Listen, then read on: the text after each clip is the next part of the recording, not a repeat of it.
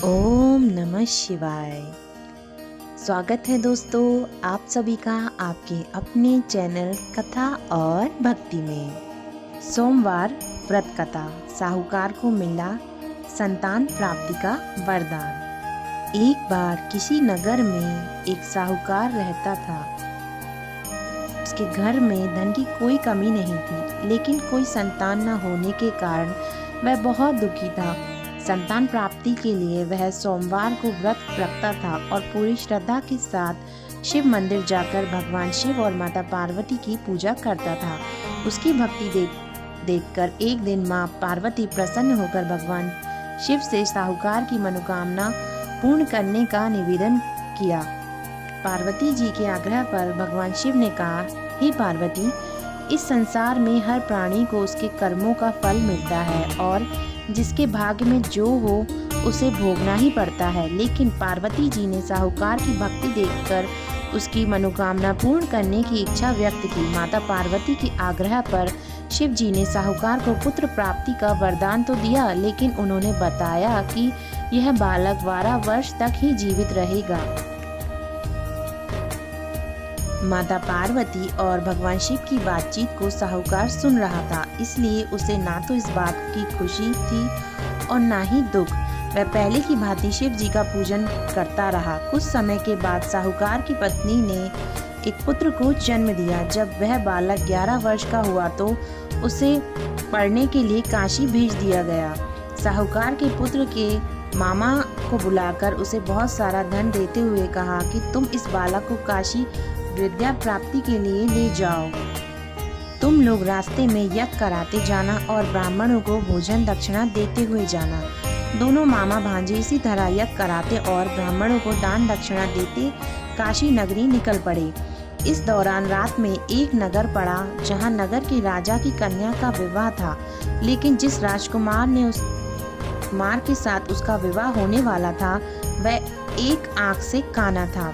राजकुमार के पिता ने अपने पुत्र के काना होने की बात को छुपाने के लिए सोचा, क्यों ना उस साहूकार के पुत्र को दूल्हा बनाकर राजकुमारी से विवाह करा दूं। विवाह के बाद इसको धन देकर विदा कर दूंगा और राजकुमारी को अपने नगर ले जाऊंगा। लड़के को दूल्हे के वस्त्र पहनाकर राजकुमारी से विवाह करा दिया गया। साहूकार का पुत्र ईमानदार था, उसे यह बात सही नहीं लगी, इसलिए उसने अवसर पाकर राजकुमारी के दुपट्टे पर लिखा कि तुम्हारा विवाह तो मेरे साथ हुआ, लेकिन जिस राजकुमार के संग तुम्हें भेजा जाएगा वह एक आंख से काना है। मैं तो काशी पढ़ने जा रहा हूँ। जब राजकुमारी ने चुन्नी पल्ली की बातें पढ़ी तो उसने अपने पिता माता को यह बात बताई। राजा ने अपनी पुत्री को विदा नहीं किया, फिर बारात वापस चली गई। दूसरी ओर साहूकार का लड़का और उसका मामा काशी पहुंचे। वहां जाकर उन्होंने यज्ञ किया। जिस दिन लड़का 12 साल का हुआ उस दिन भी यज्ञ का आयोजन था।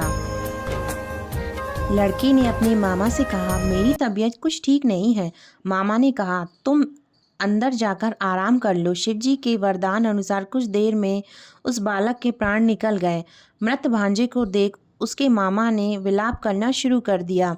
संयोगवश उसी समय शिव जी और माता पार्वती जी उधर से जा रहे थे। माता पार्वती ने भोलेनाथ से कहा, स्वामी, मुझे इसके रोने के स्वर सहन नहीं हो रहे हैं, आप इस व्यक्ति के कष्ट अवश्य दूर करें। जब शिव जी मृत बालक के समीप गए तो वह बोले, यह उसी साहूकार का पुत्र है जिसे मैंने 12 वर्ष की आयु का वरदान दिया था।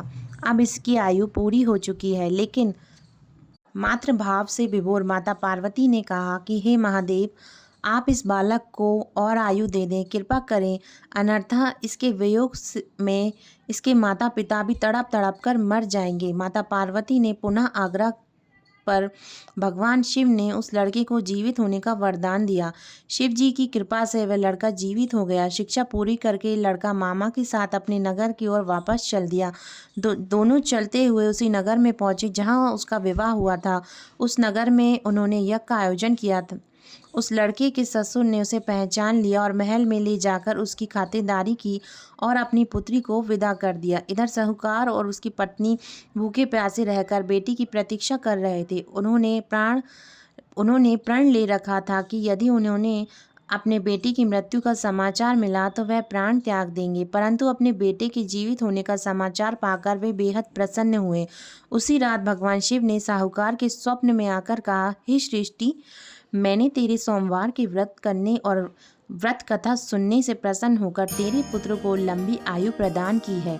इसी प्रकार जो कोई सोमवार व्रत करता है अथवा कथा सुनता है या पढ़ता है, उसके सभी दुख दूर होते हैं और सभी मनोकामनाएं पूर्ण होती हैं। जोर से बोलो उमापति महादेव की जय। जय श्री महाकाल। दोस्तों, आशा है आपको सोमवार की व्रत कथा पसंद आई होगी। कथा को सुनने के लिए आपका बहुत बहुत धन्यवाद।